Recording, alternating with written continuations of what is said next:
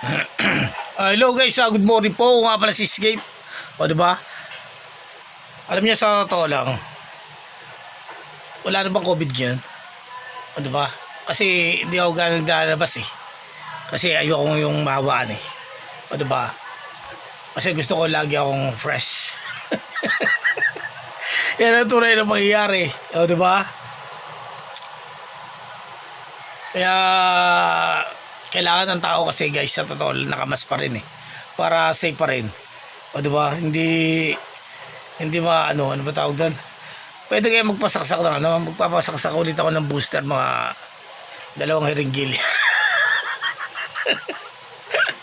Para solve na, diba? Para at least hindi ka kakapitan ng mga virus. O diba? Yan ang tunay na pangyayari. Kaya hindi kaya nakatawan ko yun. Baka mag-groggy ka naman nun, diba? Oreo, tara dito, Oreo. Bilis, nagbablog ako. Teka lang ha. Hello guys, ito nga pala si Oreo.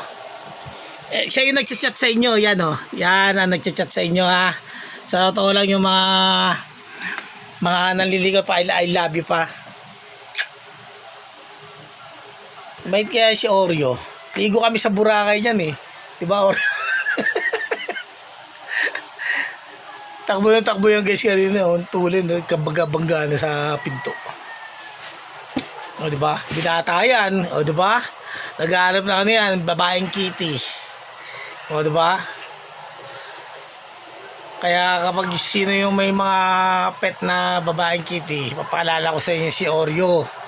Oreo! Ano, hinahanapan na kita ng ka-date. Oy!